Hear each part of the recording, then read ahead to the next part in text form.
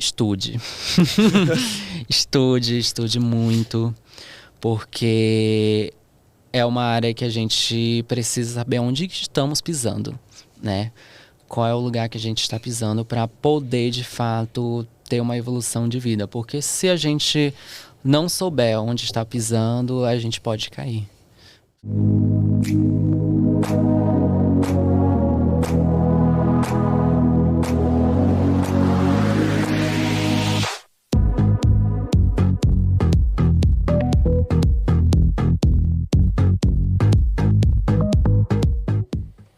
Sejam bem-vindos ao Oliveira Cast, o podcast que vai estar junto com você no seu trabalho, na sua academia, na sua cozinha, na sua casa, onde for, no seu intervalo, para juntos conseguirmos a alta performance profissional, pessoal e até mesmo espiritual. Hoje vamos fazer um pouco diferente. Eu aprendi no podcast passado que a gente tem que crescer junto. Então assim, o Oliveira Cast está crescendo, graças a Deus, e eu vou levar junto pessoas que tá ali, né, tendo merecimento, né, também de crescer junto. Então hoje eu vou apresentar para vocês uma modelo, uma new face que está se destacando, que é a Raquel Cobalt. É assim que se fala, né? É isso mesmo. Raquel Cobalt, 21 anos, nascida e criada no Pará. Mora em São Paulo há 4 anos. Mulher trans em transição há 1 ano e meio. É isso? Isso mesmo. 1 ano e meio, parece bastante, né? Mas sim, é 1 ano e meio de transição. Porém, não podemos destacar a questão da minha transição mentalmente, né? Mas de transição mesmo, questão de medicamentos, remédios, é 1 ano e meio. Vamos falar sobre tudo isso. Pode ficar tranquila, Raquel. Bom, gente, ela tá se destacando muito. Tô até colocando umas fotos aí no fundo, para vocês verem que ela tá se destacando de forma humilde, que eu tô acompanhando. Eu tô vendo ela junto com o Edson, né, que tá trabalhando junto com você, né? Isso mesmo. Então, assim, o Edson é um cara que cuida de modelos aí, gente, que o cara descobre estrelas aí, viu? E, enfim, então dei essa oportunidade para ela se mostrar mais. Então aproveitem, Raquel. Hoje você vai... pessoas vão te conhecer e tal. A fundo, né? Isso, exatamente. Raquel, vamos lá então. Vamos conhecer suas raízes. Que eu costumo já começar assim com meus convidados. Bom, eu sou do interior de Capanema, no Pará. Como? Capanema. Capanema, não conheci. Interior de 100 mil habitantes. Não é um interior, mas, né, tá ali no regular. Mas sim, sou do interior de Capanema, no Pará. Sou nascida e criada de lá. E assim, vim pra cá, pra São Paulo, em busca de oportunidades, de uma nova chance, né? Você veio com quantos anos? Eu vim com 17. 17 anos. Então você chegou a se formar lá, o ensino médio, terminei o ensino médio e vim pra cá. Já no sonho de ir nessa área de modelo, ou você veio por oportunidade qualquer? De primeira foi um pouquinho difícil, porque até então eu tinha em mente que precisava evoluir. Era isso a minha mentalidade. Não sabia como, mas o meu pensamento era só de evolução, de estabilidade, de ter ali um crescimento financeiro na minha vida. Era certo. isso. Então, eu decidi entrar na faculdade de administração. Entrei na faculdade de administração. Não concluí. Aqui em São Paulo já? Aqui em São Paulo. Não concluí. Por motivos também financeiros, acabou não dando muito certo. Juntou o não sonho com o dinheiro? Aí eu trabalhei aqui em São Paulo. Meu primeiro emprego aqui em São Paulo foi como telemarketing. É padrão, né? Experiência. Muita gente faz isso aí. Foi uma experiência. Não vou dizer que foi horrível, mas foi uma experiência que a gente Pode falar que foi chato pra caramba isso aí, vai. Experiências, né? A gente aprende. Era telemarketing relacionado a quê? Era vendas. Putz. Vendas de empréstimo consignado. Que era pior ainda. Nossa! Só gente chata. Sim. E aí eu vim... fiquei lá só em torno de 6 meses. Não aguentou, né? Não foi a minha praia no momento, mas tudo bem. Aí eu vi que tinha uma oportunidade para trabalhar no MEC, porque até então, no ramo de telemarketing, eu não tinha segurança.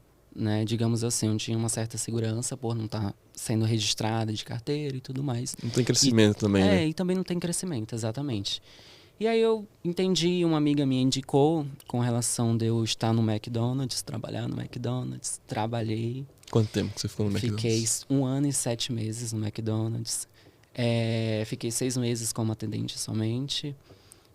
Gostaram da minha evolução, viram. Eu acho que foi o meu primeiro emprego que, de fato, ali as pessoas olharam para mim e viram que eu tinha potencial para aquilo, eu tinha potencial para crescimento, entendeu? De poder evoluir mais. E aí foi então que eles me ofereceram um cargo para trabalhar como treinadora. Aí subi para treinadora em torno de 6 meses aí, como depois de atendente. E aí eu fiz uma outra prova, mais 6 meses, porque o McDonald's tem esse período de 6 meses, entre 6 meses, para você poder evoluir, poder crescer no ramo. Sim. E aí eu tive de novo, em menos de 1 ano, praticamente, eu já me tornei quase gerente ali. Você acha que porque muita gente fala, mas tem gente que não fala também, tipo, o oposto. É muito escravizado lá, galera? Olha, então, eu também vi muitos comentários com relação a isso, ao McDonald's e tudo mais, mas eu acredito que vai muito de setor para setor, sabe? No meu setor, que era um setor onde eu trabalhava na Zona Norte de São Paulo, foi tranquilo. Me trataram bem, foi onde eu também comecei a minha transição ali.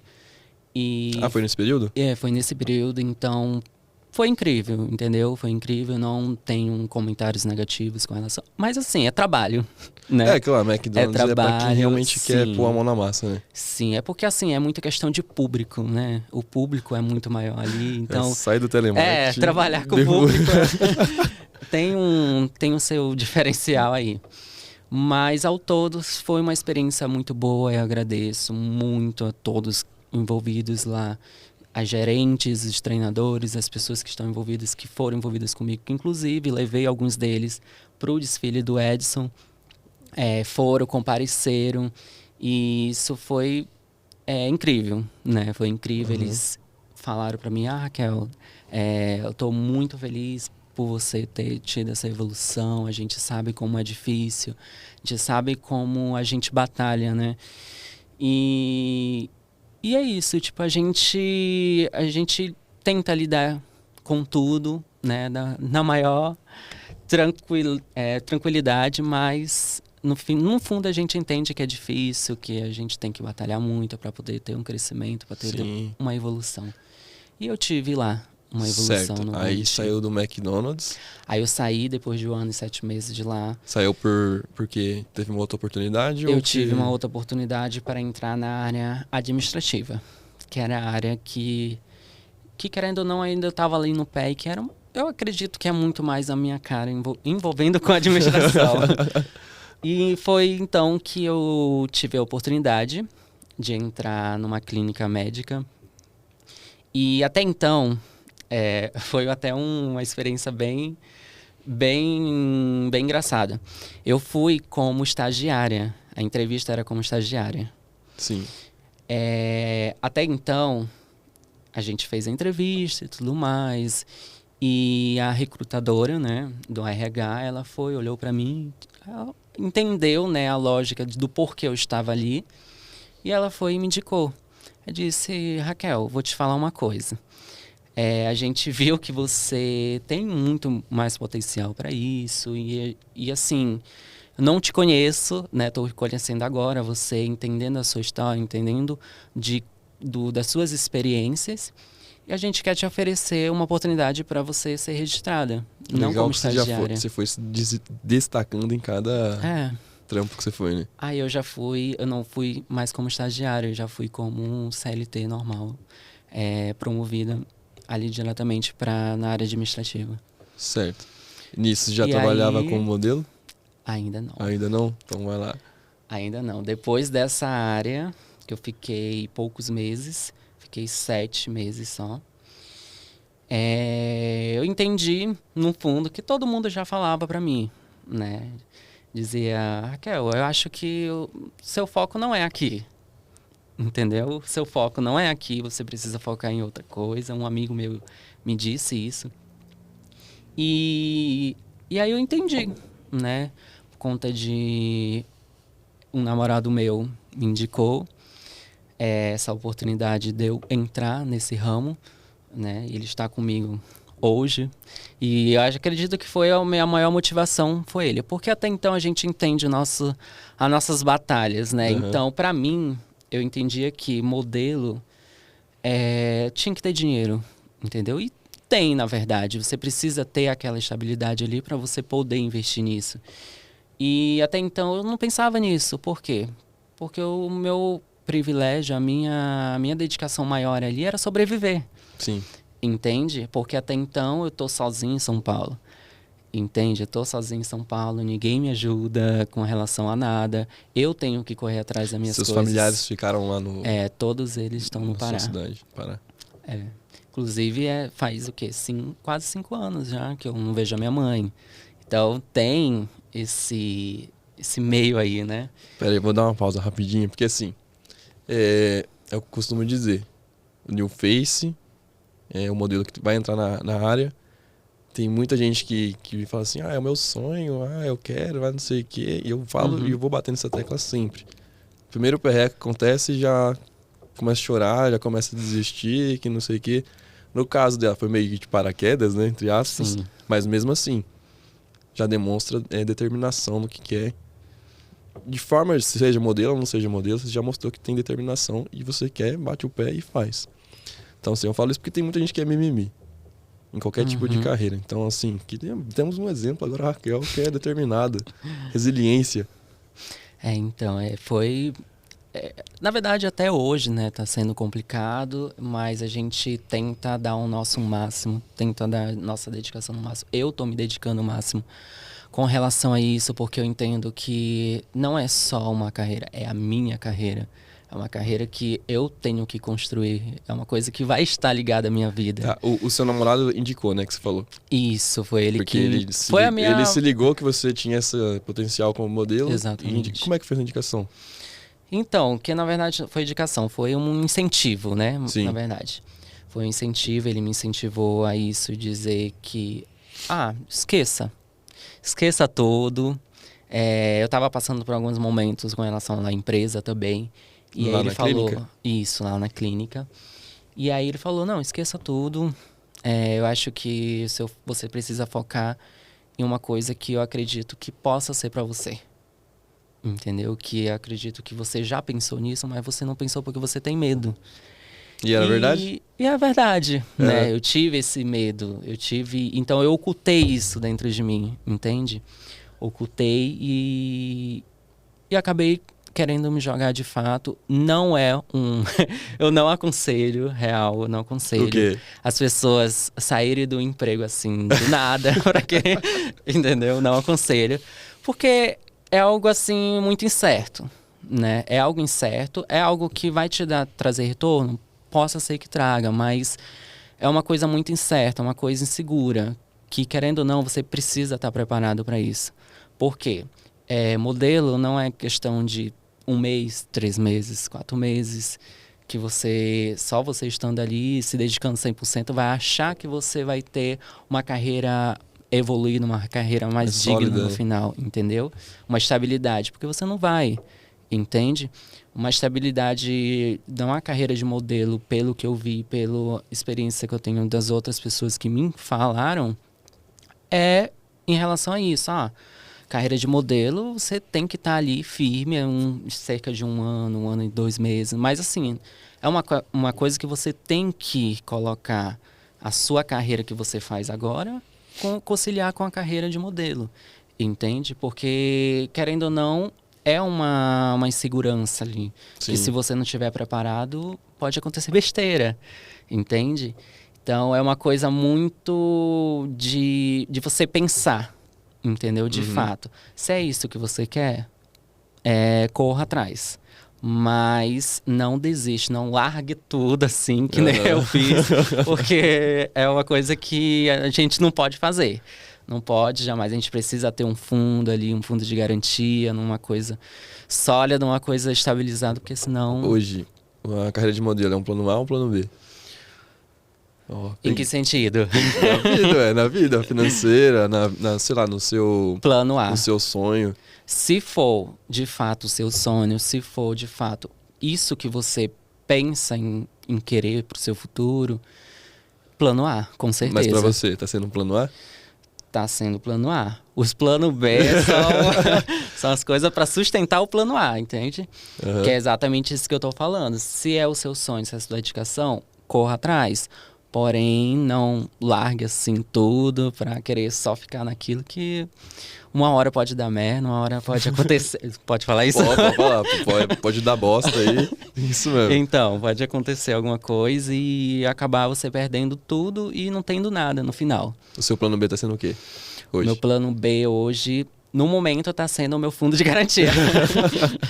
Tá sendo o meu fundo, mas já tô correndo atrás. Inclusive, amanhã já tenho uma entrevista com relação a isso para me poder fazer de emprego e para me poder conciliar aqui. Mas eu tô recebendo no ponto aqui que você tá fazendo faculdade de Direito, né? Tô fazendo faculdade de Direito. Aí, ó, já é um plano B bem beta. Então, é a carreira aí que eu tô seguindo, né? Já tô... Na verdade, que eu já vinha feito Já tempo flertava, atrás. já flertava. Mas... percebi que é melhor a gente sustentar a nossa carreira com algo a mais, né? Uhum. Até porque a gente sabe como é o ramo de modelo, a gente sabe que tem muitas coisas ocultas ali que você precisa entender. Muitas coisas. Entendeu? Muitas A coisas. gente precisa entender, a gente precisa... Conhecimento, né? Ter conhecimento não é demais. É uma coisa que você precisa ter sempre com você, conhecimento. É a base de tudo. E eu pretendo isso, ter... Quanto mais conhecimento eu tiver sobre a minha área, sobre tudo do que eu envolver, eu tô 100% garantido. As suas experiências, tipo assim, interpessoal, foi mais forte na área de modelo, né? Foi na área de modelo. Você começa a ver a malícia, começa a ver... Sim, foi... É assim, né? A gente encontra... Na verdade, existe uma malícia em tudo, né? Em todas as áreas que a gente for... Até mesmo na área de direito, se você for olhar a fundo a carreira, tem muitas coisas envolvidas ali, ocultas, que você precisa ter aquela garra ali, porque senão você... Porque assim, é como falo, a carreira de direito não é uma área que qualquer pessoa pode se envolver. É uma coisa que você precisa ter garra, precisa ter poder naquilo, na voz, né? E é que nem política, né? Política, você precisa ter voz para isso. Política e direito anda do lado um do outro. Entende? E a carreira de modelo não é diferente. Não é diferente, existe algumas coisas que se você não souber, você vai cair. Entendeu? Se você não tiver conhecimento daquilo e você não estudar sobre a carreira de modelo de fato, infelizmente você cai. Entendeu? Isso é um sinal, então, que o seu psicológico é bem forte? Olha, eu digo aqui que tá em 90%. Ainda não tá não tá 100%. Mas 90% tá pela base de conhecimento que eu tenho. E pelas coisas que eu tenho estudado, por tudo que eu tô vivendo hoje, né? Por toda a sua experiência, né? O processo que teve. Entende? Então, eu acredito que sim, tenho uma base ali na minha mente que... Qual foi o primeiro trabalho que você fez como modelo? O primeiro trabalho? Deixa eu ver. O primeiro trabalho... E grande trabalho, na verdade, foi o com relacionado ao Edson, né? Mexeu com o Edson agora. A cara dele. Foi com o produtor Edson, que era o desfile de noivas. E sim, foi o maior trabalho que eu já tive. Foi o maior. Sim, ó, moral, hein? Foi o maior. Mas você já tinha feito alguns antes, tipo ensaio fotográfico. Desfile. Vai falar que não fez porque você fez comigo até. Sim, sim. Então, pelo amor de Deus. Valoriza aí. Sim, teve os ensaios fotográficos. Fiz também uns outros ensaios com uns outros fotógrafos que eu fiz permuta, né? Fiz um acordo ali, uma parceria com um fotógrafo bem, digamos assim, ele tem todos os processos do estúdio e tudo mais, porém ele não é valorizado totalmente hoje em dia. Mas foram fotos incríveis, inclusive uma das fotos foi essa que ele tirou. Fotão. Sim, foi incrível. Eu simplesmente amei cada foto que ele fez. E assim, foi uma das, acho que se não uma das melhores que eu tirei já com relação a fotógrafo, sabe? Sim, Então a qualidade, né? Isso, foi um trabalho assim, mas com a relação ao desfiles, foi do Edson mesmo, um desfile. Participei também, porque eu sou Miss, né, também. Participei Miss? do concurso, sim, sou Miss Miss São o quê? Paulo. Miss São Paulo? Sim. Oh, não é pouca coisa não. Foi quando o concurso? Foi em agosto, dia 31 de agosto. Ah, foi agora recente? Foi recente. Ah, sim. Entrei no concurso de Miss, consegui a faixa. E é isso, acho que foi um dos maiores no momento da minha carreira ali que consolidou, sabe? Não, pra você ver então, né? Já tá no começo, já tem tudo isso, então a moral tá lá em cima mesmo. Participou também da figuração lá de plateia, né? Sim, participei da Patrícia Poeta, que, nossa, sensacional. Eu simplesmente amei. Eu gosto muito da Patrícia Poeta, acho que é uma apresentadora muito de renome que a gente, né, se inspira bastante. E Eu fiquei sabendo que quando ela olhou pra você, ela ficou assim, caraca, que modelo bonita, não foi? Eu não soube disso, não. Ah, eu soube, eu soube. Quem falou isso? Inclusive também lá no Celso Portiolli. Fiquei sabendo que você foi destaque lá. Ah, eu queria ter levado os prêmios do Celso, mas não aconteceu. Mas foi também uma experiência muito boa com o Celso. Tirei umas fotos com ele. Queria ter tirado com a Juju? Com a Juju do The Noite. Uhum. Não consegui, mas foi com o Celso. Foi o auge. Ó o Celso, velho. Sim, foi incrível. E esses foram um dos principais meus trabalhos. Pretendo mais pra frente evoluir, com certeza. Conseguir me estabilizar nesse ramo, conseguir conciliar, né, essa carreira de modelo e poder finalmente estar ali 100% desfilando.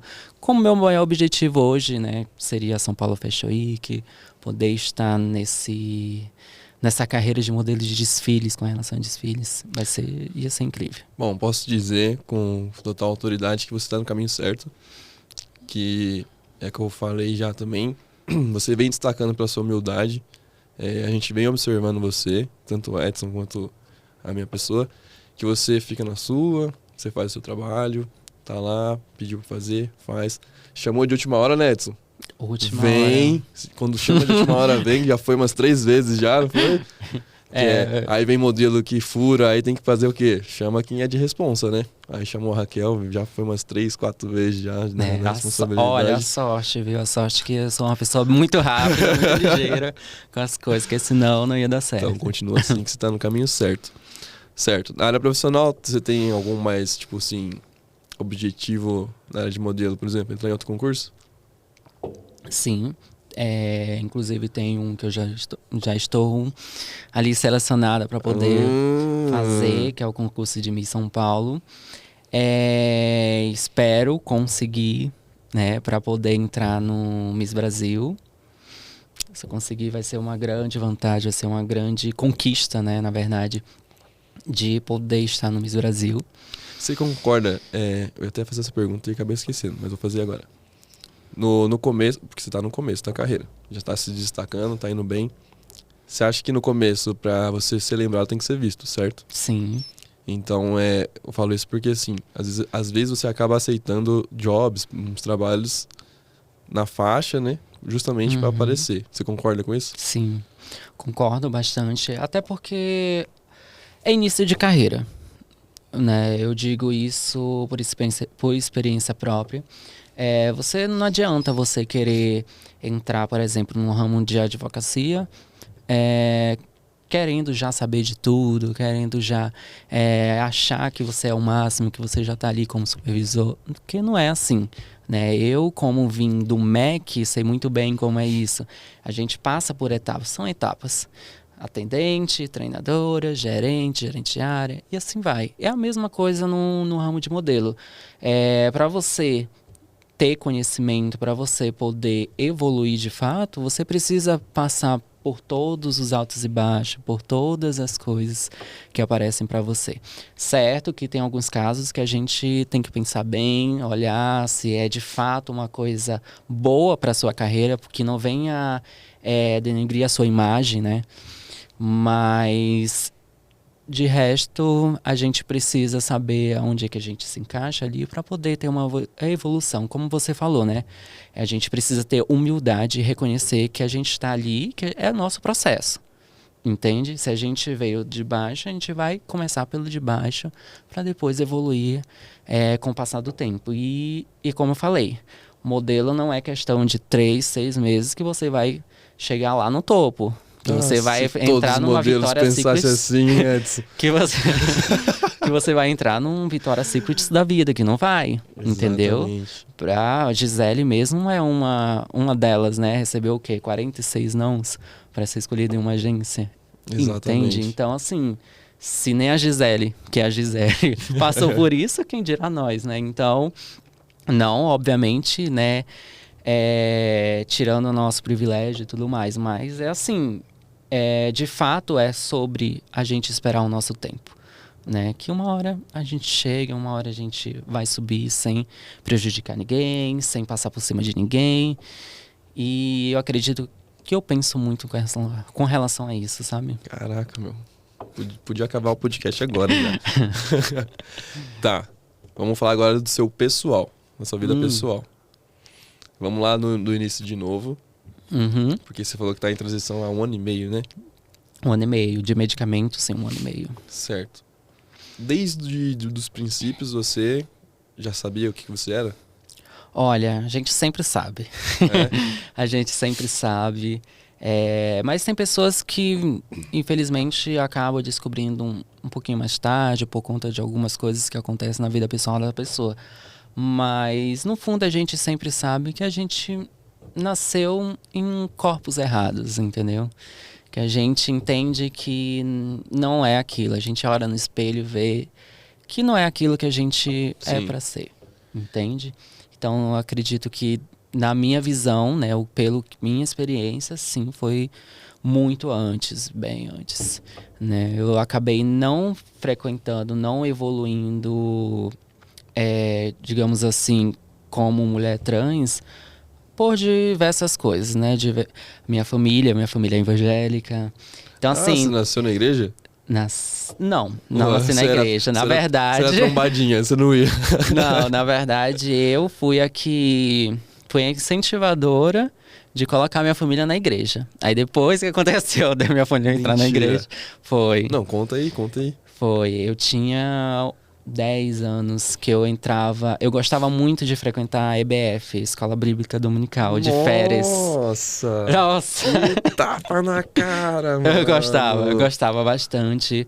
Mas eu gostava, não era pelas coisas que acontecia, tipo, princípio bíblico, estudo bíblico. Eu gostava até mais das histórias e tudo mais, porém eu gostava mais do que tinha lá dentro para oferecer, né? Que era doces e... Era muito disso. Mas enfim. Sinceridade é tudo, gente. Aí, ó. Mas enfim, aí eu fui. A minha mãe até então ela não era evangélica. E aí eu incentivei ela de ir pra igreja e tudo mais. Até que ela conseguiu ir pra igreja junto comigo. A gente ia, participei, fui da gerência, fui regente geral dos adolescentes da Assembleia de Deus de lá. Nossa. Depois passei pelos jovens. Então, assim, foi uma das experiências que eu tive que me fizeram ocultar quem eu era, né? Essa é a verdade. Fizeram ocultar quem eu era. Porque até então a gente entendia, né? Como diz princípios bíblicos, algumas coisas que é relatado dentro da igreja que não podia e tudo mais. Então, eu tinha essa regra. E às vezes a gente passa, né? Passei por vários problemas psicológicos com relação a isso. Não tive nenhum apoio psicológico com isso. Inclusive, eu incentivo muito as pessoas a irem no psicólogo. Falar, poder conversar, tratar os seus problemas com as pessoas, porque eu acho isso muito importante. E é uma experiência que eu não tive. Infelizmente, eu não tive essa sorte, né? Eu tive que aprender tudo sozinha. Eu tive que, de fato, engolir o choro, né? Engolir o choro para poder ali passar adiante, acordar no dia seguinte, fazer a mesma rotina de novo, ir para a igreja, orar, pedir a Deus santidade, enfim. E eu passava por esses problemas. Mas você ia de forma obrigada? Ou seja, porque você gostava também? Olha, depois que eu coloquei a minha mãe dentro da igreja, hoje ela não é mais assim. Mas antes a gente lidava com essa obrigação, sabe? A gente lidava com essa obrigação de estar frequentemente dentro da igreja, entendeu? Que ali é um altar que você precisa estar ali 100%, entendeu? Então, de fato, eu vivia da igreja. Porque era segunda, os cultos era terça, quinta e domingo. Eu tinha que estar nos 3 cultos, porque senão ninguém cantava nos adolescentes. Você não era domingueira, você era frequente mesmo. Eu era frequente. Porque ninguém cantava, ninguém podia fazer nada, entendeu? Se eu não fosse. E segunda, quarta e sexta tinha ensaios, né? Que eu tinha que lidar com os ensaios com os jovens, os adolescentes. Então ainda tinha que passar música, envolver ali porque tinha um coral. Então, querendo ou não, passava também o meu período dentro da igreja. E sábado, sábado, né? Não podia dizer, é o sossego. Não era sossego. Era o quê? Como era que chamava? Era algo com santidade. Que você tinha que fazer uma oração e tudo mais. Era tipo um estudo bíblico à parte, sabe? Uma consagração. Consagração, exatamente. A gente participava dessa consagração. Que era de manhã cedo ainda. De manhã acordar. Caraca, porque aí você imagina, né? A gente... é uma caixinha de surpresa, que você imagina. Eu tinha de segunda a sexta pra estudar, que eu estudava de manhã. Tinha que acordar cedo. Todos os dias. E aí no sábado, que era o momento de descanso, ainda tinha que ir pra consagração. Porque domingo tinha escola dominical. Tinha que acordar entendeu? Cedo na escola dominical ainda. Entende? Então, essa era a minha rotina. Entendeu? Essa era a minha rotina dentro da igreja. E então, querendo ou não, eu lidava com isso de ser obrigada aí, sabe? Tá, então aí quando que deu o estralo, então, de vir pra São Paulo? Olha, na verdade... Quando que você, caiu a ficha, tipo assim, preciso sair daqui, porque realmente não tem oportunidade aqui? A primeira coisa que eu pensei foi o quê? Sair da minha cidade. Não era nem São Paulo, o importante era sair. Não era nem São Paulo, era da minha cidade. Ir pra Belém, porque a Belém era 3 horas, né, da minha cidade. Então era mais próximo, até porque dava pra ver a minha mãe, né, com frequência. Porém, Belém tem um problema com relação à moradia. A moradia lá é muito cara. Entende? Então, acabei que não estava dando certo ali, sabe? Então, tudo ficava distante. Então você chegou a tentar ir pra Belém? Não tentei. Só estudou, só visitei ali e tal. Só dei uma olhada, porque os meus tios, alguns familiares moram em Belém. E aí eu entendi que não entendeu? Não era Belém. E aí eu comecei a desesperar um pouco, porque até então eu queria poder ter essa evolução, eu queria evoluir isso, sabe, de mim. Eu não queria mais estar presente na minha cidade, entendeu? Não me sentia mais confortável comigo mesma. Mas por qual tipo de questão? Olha... Agora desabafa, vai. Acho que é a pressão, né? A pressão de... dizer, você tem 17 anos, agora chegou a hora, entendeu? Chegou a hora de você poder estudar, poder trabalhar, ter um emprego bacana, conseguir, de fato, manter a sua vida sem depender das pessoas, Você acha sabe? que essa pressão é de toda a galera que mora lá, ou foi só da sua família mesmo? Olha... Foi de criação mesmo dos seus pais? Foi de criação mesmo, sabe? Foi de criação, até porque eu não tinha... Agora é tudo ou nada, você vai ter que se virar. Exatamente, entende? Da parte da minha mãe, até então, porque toda mãe é mãe, né? Não tem como. Sim. Não queria que eu viesse, né? Tanto é que quando eu decidi vir morar em São Paulo, a primeira vez que eu vim foi de ônibus. E eu tinha comprado a passagem. Nossa, 20 horas de viagem, né? 20? 20 é pouco. 2 dias e meio. Nossa. Entendeu? 2 dias e meio. Fui pra de lá pra BH de busão, fiquei já atordoado, imagina pra lá. 2 dias e meio. E aí, nesse dia, eu tinha perdido a identidade. Tinha perdido a identidade e eu não podia andar sem a identidade, porque eu tinha 17 anos, né? Uhum. E pra comprovar isso, não tinha como.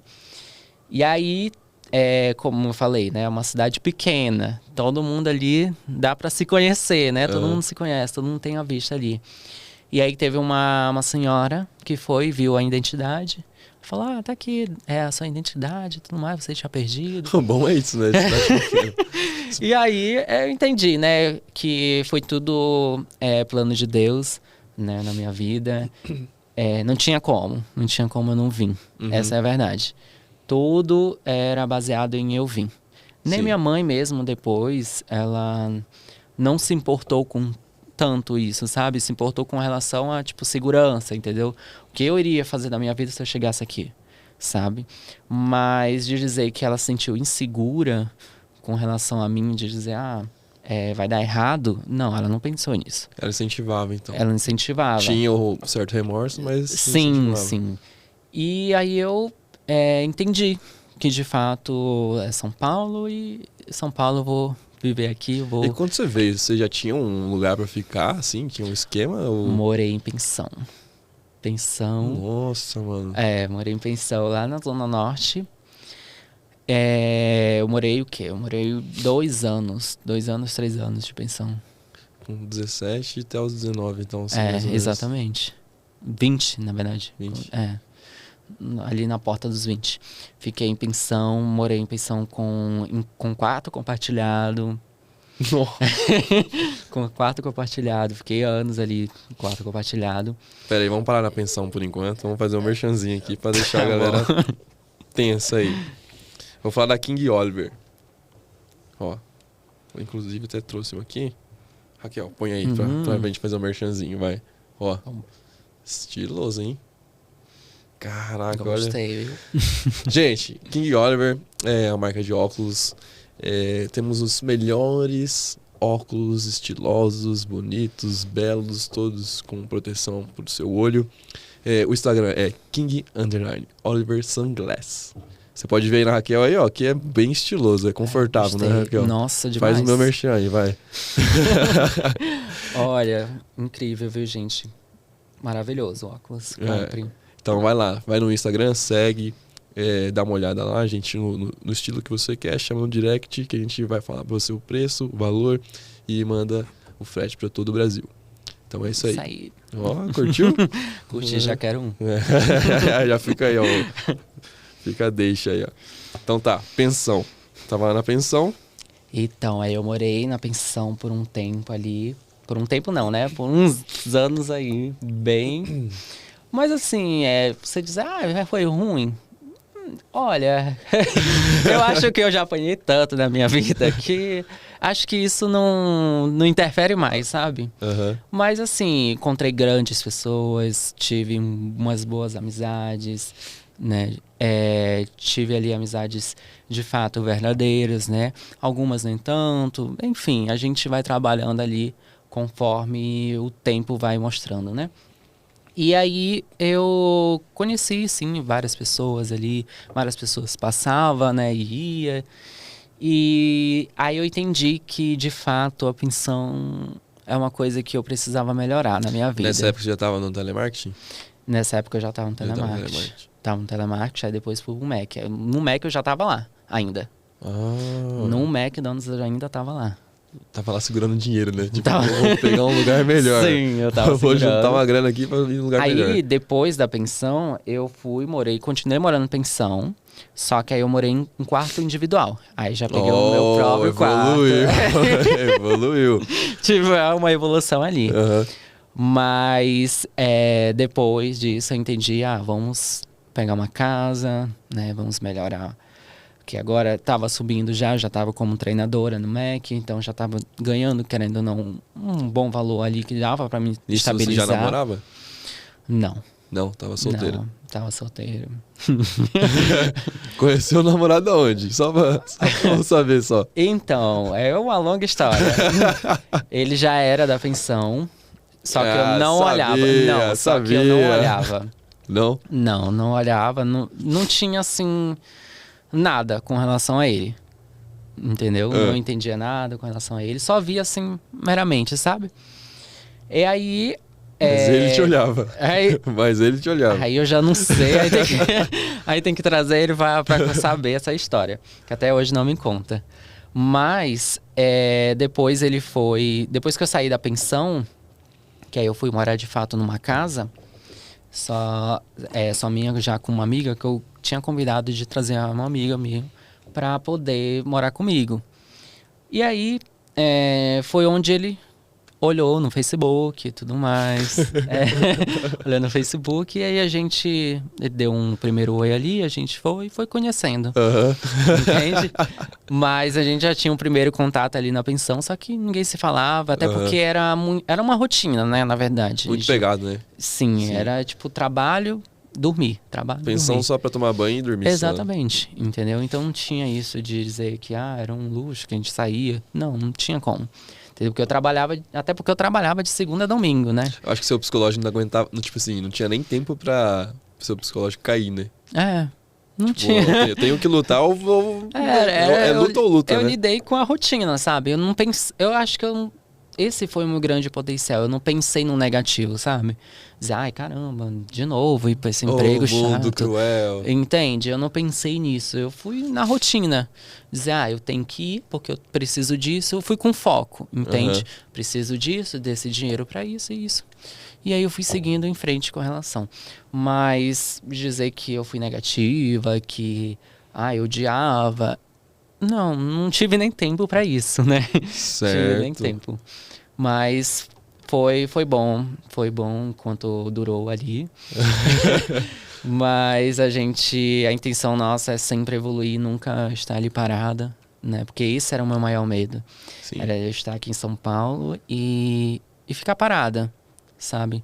Ficar parada, passando a vida, como muitos eu já vi, né? Várias pessoas com quem eu já conheço, que passou o tempo ali, entendeu? A pessoa continua na mesma. E isso foi o meu maior desespero.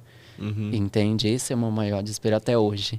De eu ver as pessoas passando e eu ali atrás, entendeu? Sempre na mediocridade. E é o que eu não gosto. E por isso que você nunca vai me ver parada. Sim. Entende? Nunca vai me ver parado. O Edson é prova disso. Eu sempre fico perturbando ele com relação a isso. Porque como eu dizem... percebi na época, porque assim, o Edson falando pra mim assim, desesperadamente, porque uma modelo deu pra trás pra ele e falou assim, caraca, mano, a modelo aqui deixou na mão do trabalho, chama a Raquel. Mano, em 10 minutos a Raquel já tava lá no lugar. Exatamente.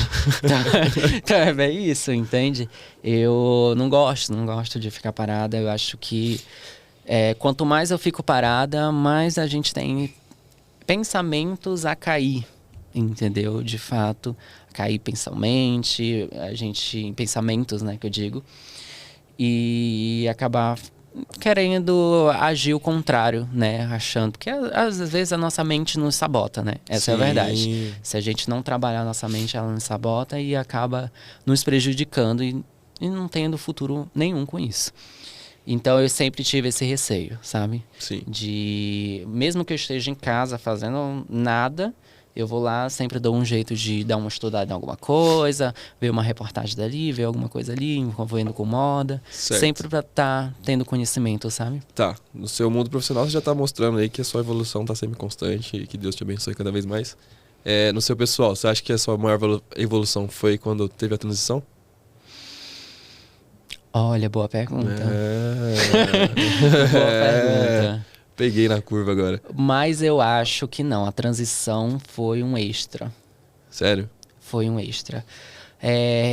Porque eu já tinha essa vida corrida, né? O meu pessoal já era muito corrido, o meu profissional também. E aí eu decidi, de fato, eu entendi de fato que eu precisava evoluir como pessoa. Entende? Evoluir como pessoa, entender quem de fato eu sou, sabe? E aí eu entendi, disse que para mim mesma que eu ia dar um jeito de mudar essa minha vida, de mudar toda a minha personalidade, que eu achava que era a minha personalidade, mas não era, entende? Achar que só por meio de algumas pessoas colocar você para fazer aquilo e no final não ser aquilo, entende? Só fazer por fazer. E eu não sou assim, entende? Eu tenho uma personalidade, por incrível que pareça, forte, mas ao mesmo tempo ali leve, entendeu? Um sentimento mais leve. E aí eu entendi que de fato eu precisava transicionar. E aí eu decidi fazer a transição. Foi assim, foi o maior ato que eu já fiz ali na minha vida, de fato. Porque até então, como eu falei, né? A minha família é evangélica, então a primeira pessoa com quem eu falei foi a minha mãe com relação a isso. E como foi a reação dela? Olha, de início foi bem complicado. Imagino. Foi bem complicado. Eu não digo que ela não aceitou. Ela respeita. Foi um choque pra ela.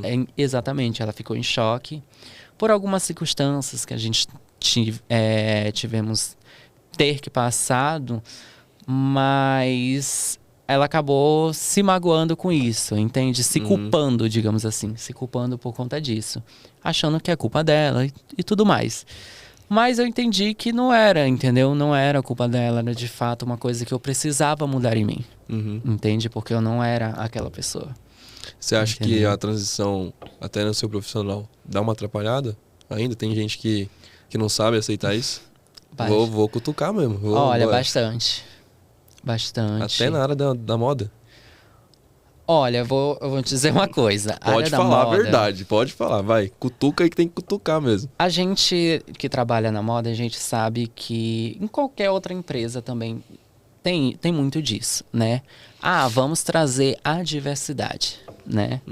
Por isso que eu quis cutucar nisso. A empresa relata, vamos trazer a diversidade para a nossa empresa, trazer isso e aquilo. Enfim, só que as pessoas não entendem que a diversidade é uma coisa que está frequente o ano inteiro, todos os dias. Todos os dias você vai encontrar uma mulher trans, todos os dias você vai encontrar um homossexual, entendeu? Todos os dias. E não só na parte sexual, tipo, um negro, todos os dias. amarelo, diversidade. Exatamente, entendeu? Somos pessoas, de fato, somos pessoas. Então, acaba que as pessoas tentam colocar isso como se fosse um rótulo, entende? Chegou o mês da diversidade LGBTQIA+, né? Chegou o mês do orgulho.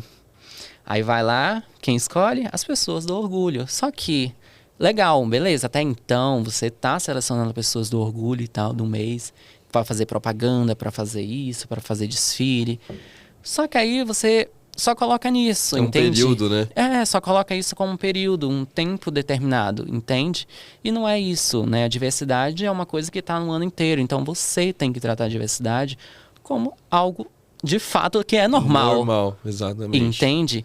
E as pessoas não entendem isso. E o normal não pode ser forçado. Exatamente. Não é isso? Entende? E algumas agências, que foi ao que eu percebi, que é uma das coisas que estão ocultas dentro do ramo da moda, é isso. As pessoas tentam, vou colocar pessoas pretas dentro do meio.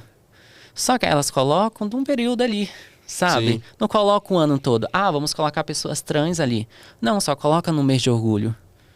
Entende? Mas para fazer uma outra propaganda, para fazer uma comercial, digamos assim, normal, entende? Como de fato uma mulher, não vão, entende? Não vão colocar. Por quê? Porque dizem que não faz parte.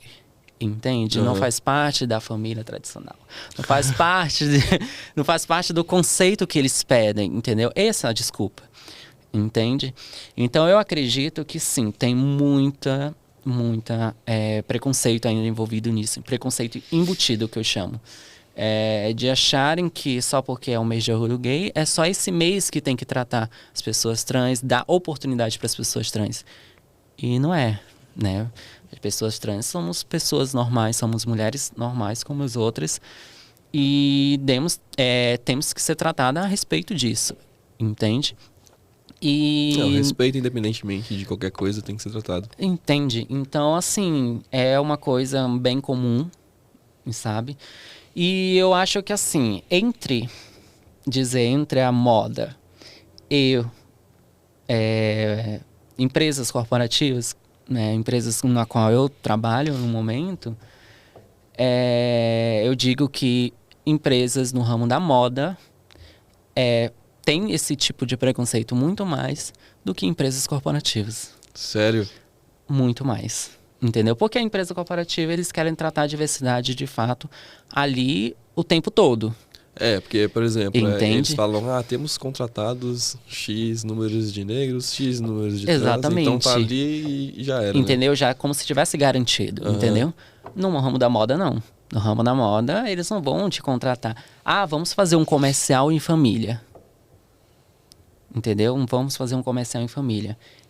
Eles não vão escolher, entendeu? Uma Não. mulher trans ali para fazer um comercial em família. Tá acontecendo o mês de orgulho gay e vamos tratar pessoas na comunidade, fazer alguma coisa envolvendo na Avenida Paulista. Aí vão lá e colocam as mulheres trans, colocam as pessoas que são homossexuais. Mas no final é só isso, entende? Não é um ano inteiro. É pesado o que a Raquel falou aí. Vamos fazer um outro merchanzinho aqui rapidinho. Vou falar da M Vital. M Vital foi, inclusive, bateria que você desfilou, né? Sim, nossa. Foi assim... Foi o desfile aqui da sua vida, né? Que você falou, né?